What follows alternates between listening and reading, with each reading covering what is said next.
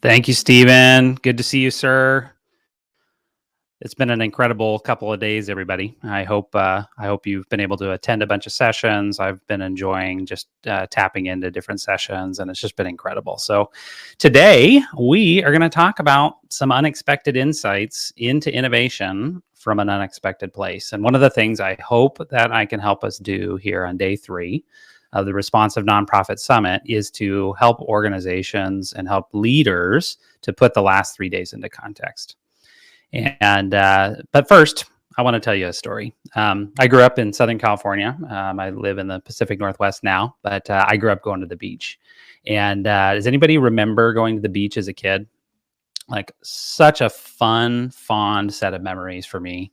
We would go a couple of times a year, and I just remember just enjoying the time with friends and playing in the sand, and it was just so fun.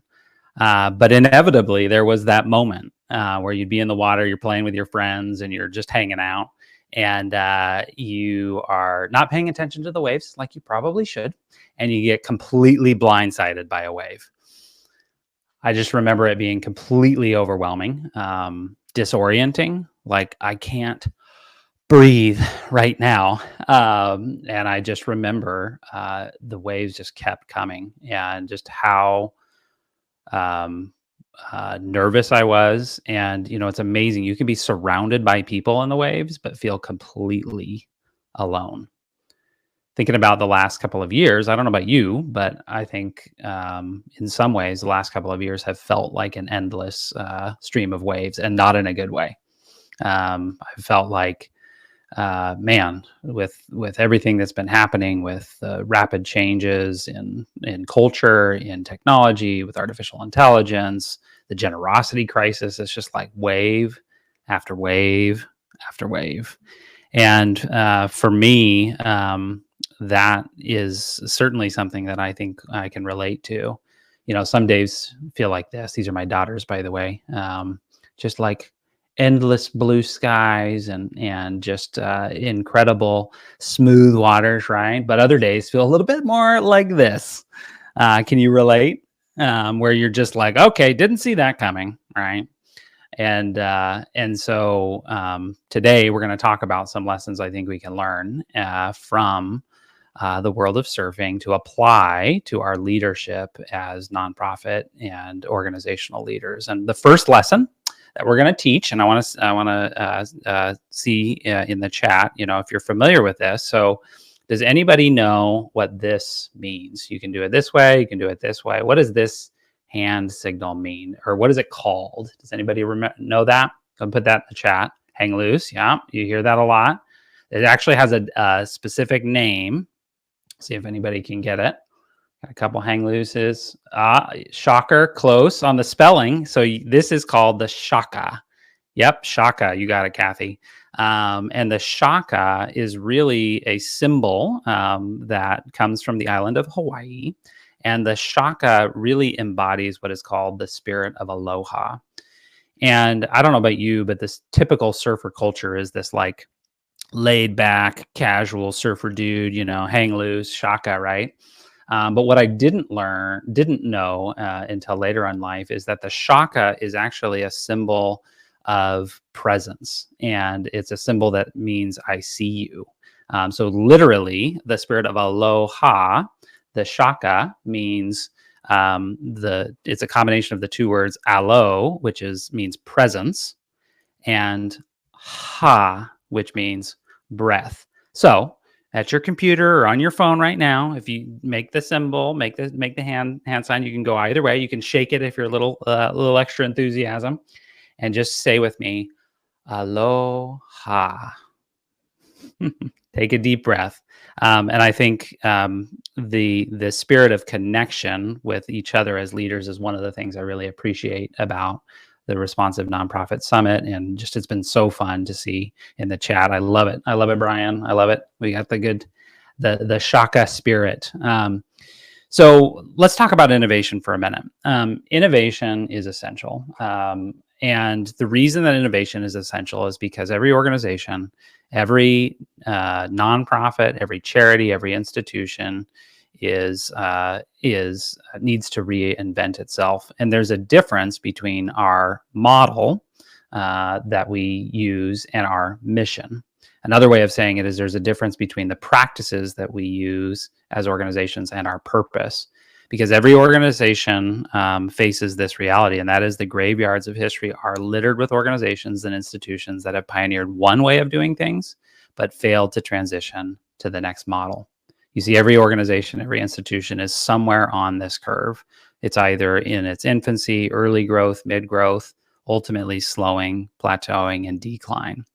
And this is a reality for every organization. And the reason that innovation is so important is because innovation enables us to create new S-curves, almost like waves, if you will. But the opportunity with innovation is to invent new models and new practices to accomplish our mission or our purpose as an organization. We don't change our mission or our purpose, but we do change our models and our practices over time.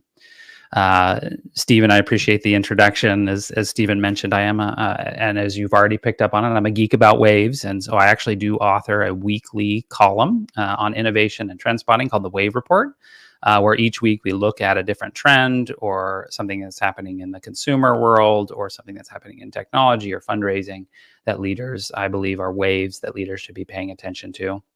I'm also the co-host and co-founder of the Purpose and Profit podcast with Carly Berna. And we each week talk about the lessons that we can learn at the intersection of causes and brands. And so we've had leaders from organizations like Netflix and Disney and Domino's Pizza, but we've also had leaders from Compassion International and from International Justice Mission and Charity Water. And we interview leaders and talk about what are the trends and what are the things that we can learn from each other. And I am the founder of Imago Consulting. And what I try to do with Imago is to help leaders to see and imagine a future that they might be able to create together. And so today, I was thinking about this. I was thinking, what would be the perfect picture to illustrate my experience with surfing growing up?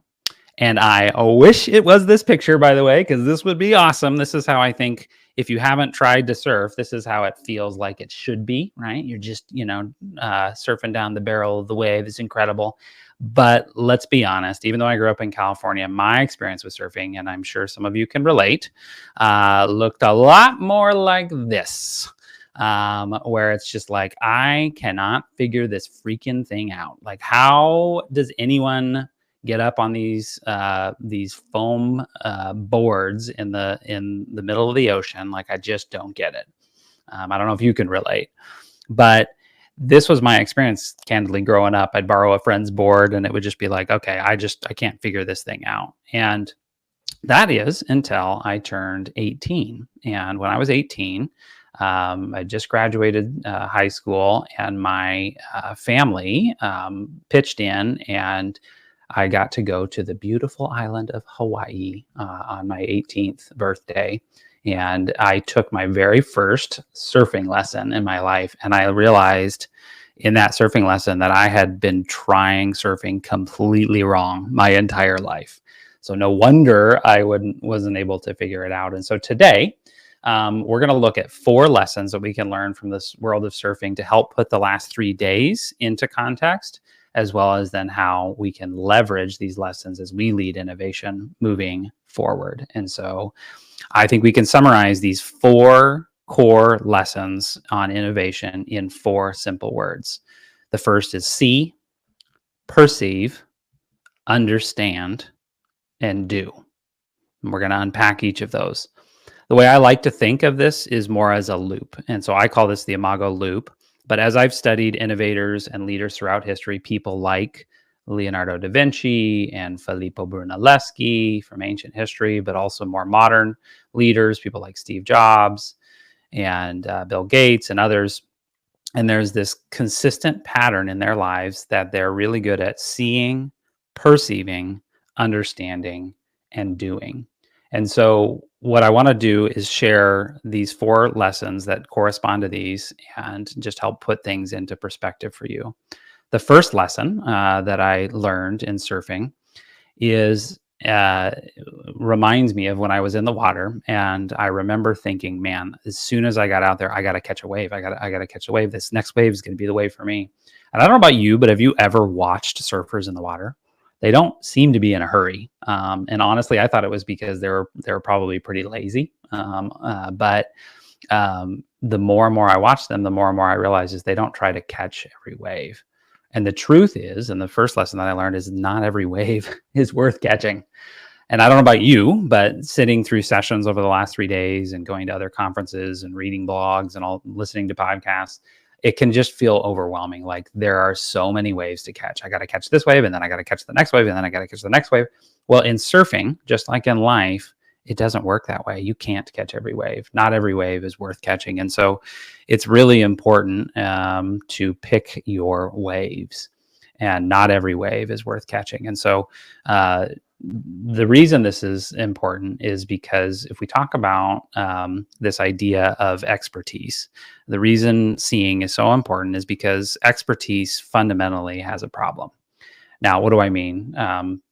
Anytime that we become more and more expert in any given field, and by the way, I'm talking to myself here as well, the more expert we become, two things happen. First, the more confident we become in our expertise and our ability to see and diagnose problems. But at the same time, the more narrow our perspective becomes in that our expertise is the solution to the problem. In other words, the more you are holding a hammer, the more everything starts to look like a nail. And so the antidote to this problem in expertise is to look outside of yourselves and to not try to assume that you know everything. David Epstein, in a book called Range, which I highly recommend to you, Why Generalists Triumph in a Specialized World, wrote about this. And by the way, as a parent, I highly recommend this book. It's really helped form some of the way I think about how my kids get to experience and get exposed to different things in the world. And he makes a compelling case in this book that one of the challenges as our world has become hyper specialized is the more specialized we become, the more narrow our perspective becomes and the less we see. He uses an example in the book that I actually want to read a little excerpt to you from, and that is about the world of interventional cardiology. And so let me just read a small excerpt from the book to illustrate this example. So he says, interventional cardiologists, for example, specialize in treating chest pain by placing stents, a metal tube that pries open blood vessels. The problem is that interventional cardiologists are seeing and treating just one tiny part of a complicated system, and it turns out that evidence shows that treating one blocked pipe often doesn't help. Despite this evidence, cardiologists who specialize in using that tool reported that they simply couldn't believe that stenting doesn't work, even when their compensation was not tied to the procedure. Being told to stop using stents was like being told to forget that you are an interventional cardiologist. Being told, I'm going to say that again, being told to stop using stents was like being told to forget you are an interventional cardiologist. They had so embodied the specialty practice that they were being very narrow-minded about how they treated the issues. And he adds, this might help explain a 2015 study which found that patients with heart failure or cardiac arrest were less likely to die if they were admitted during a national cardiology conference when thousands of top cardiologists were away. Now that's shocking and maybe a little bit morbid. And am I saying that if you need medical support, you have a conventional heart issue that you shouldn't go to a cardiologist? No, I'm not saying that. In fact, if you need open heart surgery, go to the surgeon who has done 1,500 open heart surgeries because you need that expertise. The problem is when we need breakthrough innovation, when something's not working and the conventional approaches haven't worked, then we have to open up our eyes and we have to look outside of our fields and we have to look outside of our expertise. And the antidote to this is cultivating what I like to call an outside mindset. because it's a myth that innovation comes from the experts. Because when it comes to breakthrough innovation, the breakthrough innovation requires outside thinking. And the solution to that is, as I mentioned, to cultivate what I call an outside mindset. And that is to see, to pay attention. So imagine you're a surfer in the water, you're watching the waves. Not every wave is worth catching. You're seeking to understand which wave is worth catching. And so the first lesson that I want you to think about, especially reflecting over the last couple of days, is what are some waves that stood out to you that might be worth catching? You probably have some notes already, or you might have been thinking about something, last night after some of the talks yesterday, for example. But just consider what waves might be worth catching. But remember that not every wave is worth catching and not catching right now. The next lesson that I think we can learn to apply to innovation from the world of surfing has to do with when the wave's coming. And I remember being in the water on the surfboard, turned around and I'd picked a wave, and it's like, okay, I've got to catch this wave. And so I would look behind me and I would see the wave coming, and I'd think, okay, I got to start paddling now because I've seen this before. The surfers, in order to catch the wave, need to be going the same speed as the wave, right? And so I would start paddling, paddle, and I would look behind me and the wave would be getting closer, and I would paddle harder. I was like, okay, I got to get going, got to get paddling. And the wave would get closer and I would paddle. And as the wave got to me, I would inevitably completely lose steam and I would miss the wave. And what I didn't know at that time, and what I learned, was that you can miss a wave by paddling too early just as much as missing a wave by paddling too late. And so it's so important to know when to paddle. And I don't know about you, but think about some of the waves that you've seen in your career where you saw the wave, but by the time it was actually really appropriate to tap into that wave, everybody was exhausted. The organization might have been burned out.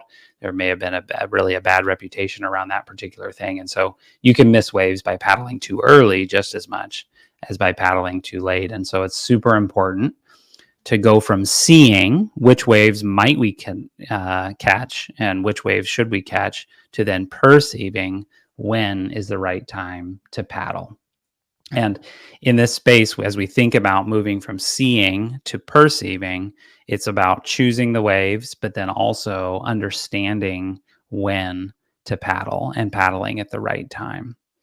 So that's our second lesson, is we go from choosing the waves, not every wave is worth catching, to then paddling at the right time and perceiving when it is to paddle.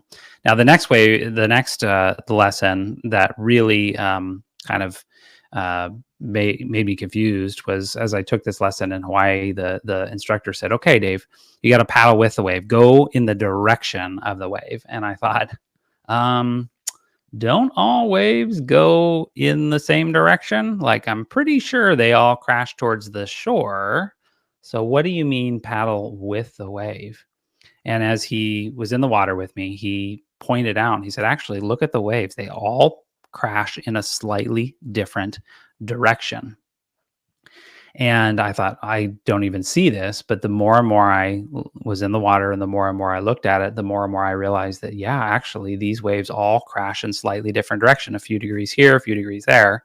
The underwater topography and the way in which the waves are shaped change the directions of the wave. And you can miss a wave by not paddling in the exact right direction, because when you get perfectly aligned with the direction that the wave is going, then you catch momentum and you can create momentum from there. And so it's so important to move in the direction of the wave. Now, how does that apply to innovation? It's all about seeking to understand the wave so that we can move in the right direction. And I want to give you a principle that I learned from a friend of mine named Michael Simmons. And Michael Simmons wrote an article about what he calls the hockey stick rule. And this came from studying different innovators and leaders throughout history. People like, we talked about Bill Gates and Elon Musk and Jeff Bezos and Barack Obama, and different people that have been successful innovators throughout history. And he noticed a common pattern, and that is, when you see something, a trend or something growing like a hockey stick, right? Growing unusually quick, it is absolutely worth spending at least 5 hours to understand and use that tool so that you can understand whether or not it's relevant for you. And I would point to the use of AI over the last 12 months.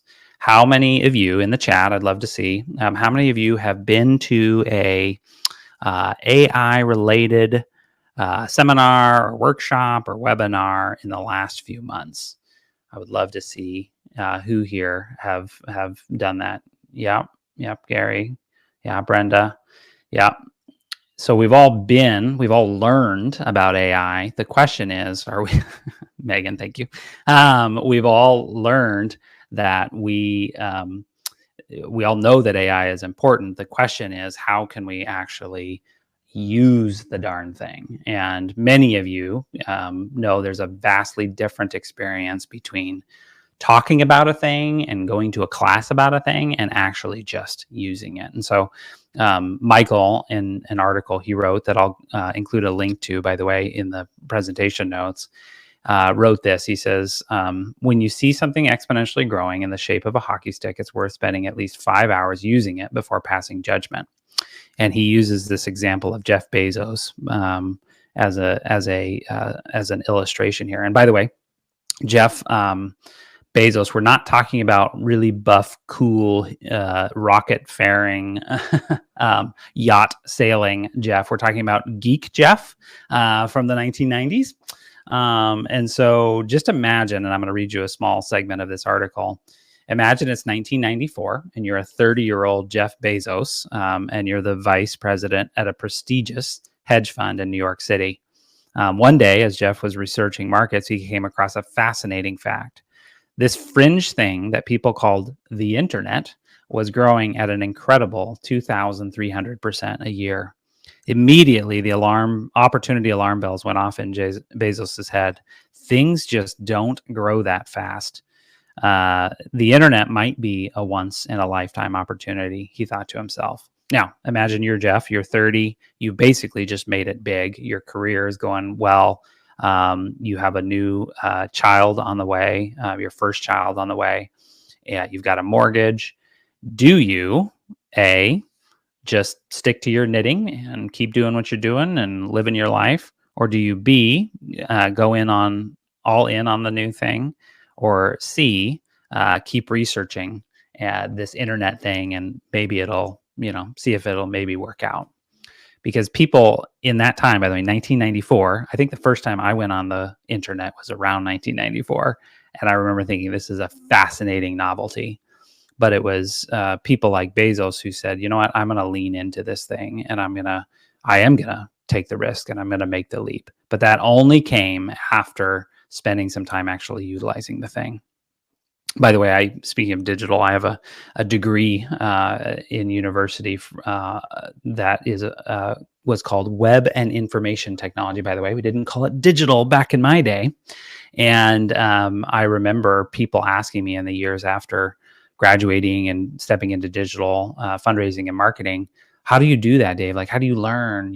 What class should I take? And honestly, the best advice I could give any leader is to actually do it. In the case of digital, you had to actually just start coding and playing with things and using tools. And the same goes for AI. The same goes for many of these other trends and tools. And so when you see something that's growing in that shape of a hockey stick, what does it look like to invest 5 hours in at least using it to determine whether or not you should take the next step? And so if we move from seeing the waves that might be worth catching to then perceiving which waves are the waves that which is the right time, and then we seek to understand what is the direction that the wave goes in. And one of the reasons this is so important is you think about technology. This is a chart that shows, by the way, this is a 250 years of technology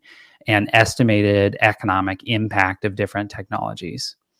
I don't know about you, but if you look starting in about 2012, that series of waves looks a lot like a tidal wave.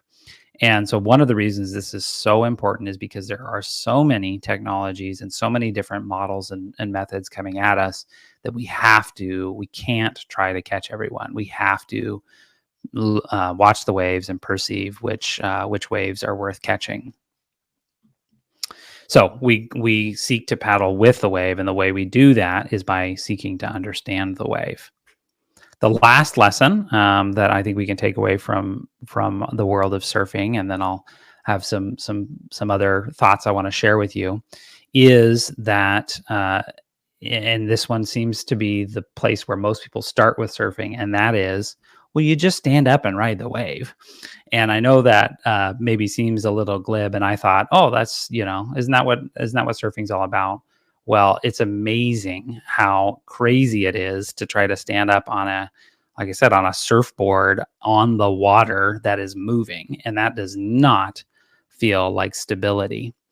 And the thing I want to talk about in this area is that stability is momentum.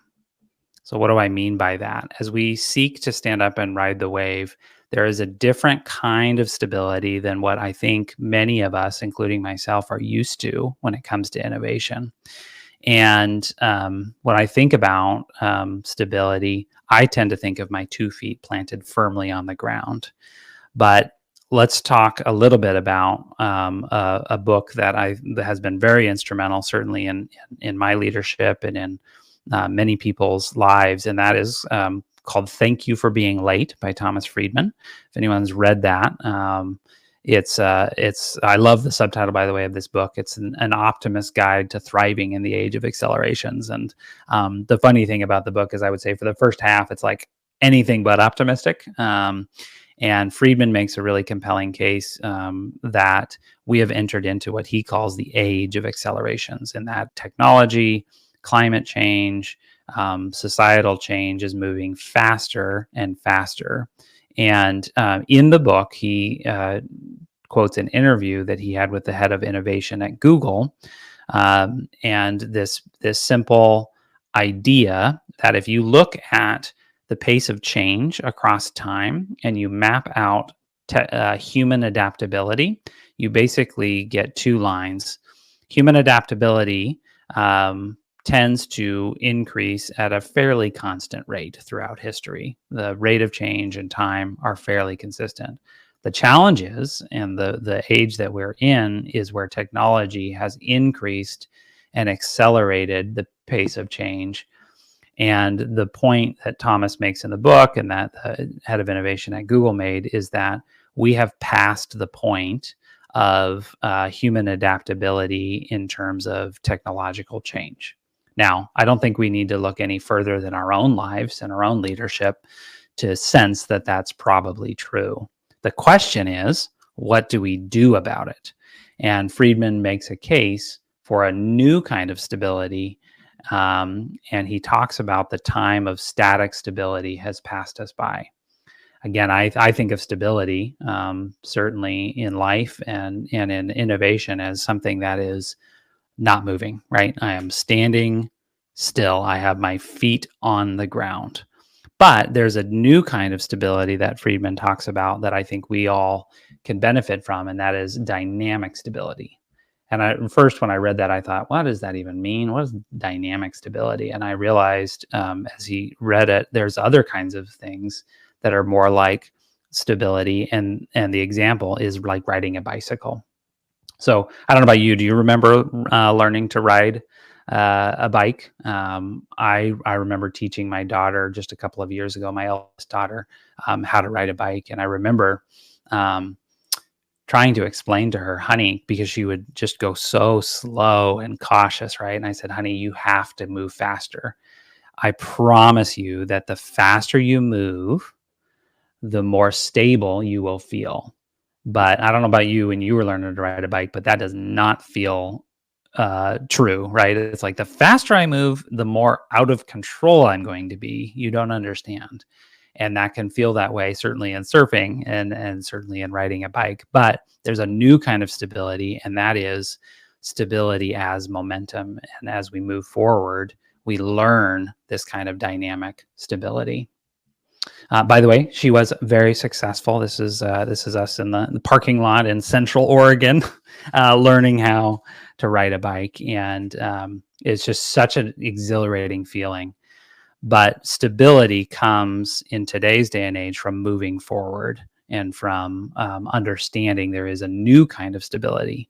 And whether you're on a surfboard or on a bike or leading innovation within your organization, it's about moving forward, and stability is momentum. So as we see the waves, we look to choose the waves that are the right waves for us. Then we perceive when is the right time to catch the wave and to start paddling. And as we do that, we seek to understand the direction of the wave. We spend time with that. And then ultimately, it's about creating the muscle memory of moving forward and of taking action and of moving forward. Bonus lesson. The good surfers do actually read the wave report. And for those of you that may not be used to surfing, there's, you have the snow report, the wave report, right? And the wave report in surfing is all about what conditions are out there, what we can learn, or I'm sorry, what conditions are out there, what the wind speed's like. Is it even going to be worth going out there today? And so, hence the reason my weekly column is called the Wave Report. I'll give you a link. We have a link actually in the resources tab for today, where you can subscribe to the Wave Report. And in a little bit, I'll drop a link in the chat just to download the slides from today if you'd like to have those. So let's look at our Imago loop. And then what I want to do is illustrate this with an example story of how I have seen this play out in my own life and leadership. So we move from seeing to perceiving to understanding and doing. By the way, this year, literally next month, marks my 20th year of fundraising for nonprofit organizations. And I was thinking about it the other day, and the very first program that I had the privilege of working on 20 years ago was for a nonprofit organization based in Los Angeles, human services nonprofit called Union Rescue Mission. Anybody familiar with Union Rescue Mission? Pretty incredible organization. They are one of the largest rescue ministries in the United States, and they are one of the oldest. They're the oldest actually in Los Angeles. Incredible organization doing incredible work. And I remember the very first program that I worked on 20 years ago was a monthly recurring giving program. And I remember that program being a ton of work. It was, we called it a meal a day program. And I remember just being candidly, vaguely frustrated. It was a ton of work, but ultimately it was a very small percentage of the organization's income, low single digits.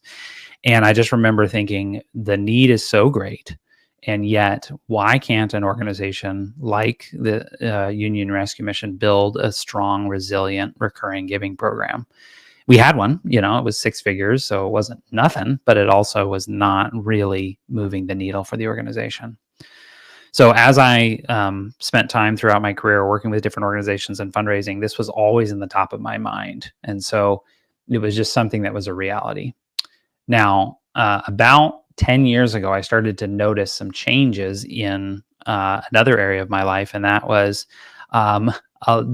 turns out there were a lot of these subscriptions that were kind of cropping up. I don't know if you all are familiar with that, but this, Netflix and Hulu and Spotify and Pandora and all this stuff had started to just show up in my life, and I noticed that, and so I saw that there was this trend, and I wondered if this might actually have an implication in the fundraising space. And for those of you who have done digital fundraising, for example, there's a perfect parallel here. I don't know if you remember, there was a day when doing fundraising on this social media network called Facebook was not a good idea. Again, when I was first started working in digital fundraising, we called it new media, by the way, and I would have clients say, "Hey, could you use this Facebook, platform for fundraising? Should we do that?" And I was like, "It's awesome for connection and engagement, but it is not a good fundraising platform," because at that time, the late 2000s, it ultimately was not a good fundraising platform. Wasn't very effective. But then, it turns out that customers and consumers started to get used to buying things related to their Facebook lives and their profiles, and brands started to get people to be comfortable with opening their wallet when it came to their social media profile. And then in 2010, the Haiti earthquake happened. Terrible, terrible disaster. And overnight, Facebook partnered with the American Red Cross and raised $30 million in one day. And that was the beginning of an entirely new era of fundraising using social media. But the thing that I noticed as I saw that was that there was this consumer trend that preceded a later change in donor behavior. And so I wondered, this is about eight or 10 years ago, will this actually start to influence the way donors act and behave? By the way, it's a fun little exercise I like to do when we're at conferences. If you think of the subscriptions in nearly every area of our lives, you've got video entertainment, music streaming. By the way, drop in the chat if your favorite subscriptions. Software. This one actually kind of annoys me. It's like, oh, now I have to pay for Microsoft and Intuit and all these sorts of things, right? There are just so many different subscriptions these days. Subscription boxes, books. By the way, Audible is my absolute favorite subscription. I would definitely, that would be the one thing that I would not let go if I could. Fitness apps, certainly your local gym membership. That is a subscription, by the way. News, groceries and meal delivery, vehicle ownership. Those of you that are Tesla drivers, for example, does anybody subscribe to full self-driving, right? There are also actually auto manufacturers that enable people to subscribe at a certain tier level to their cars, and they can actually swap out vehicles for a different vehicle, and it's fascinating.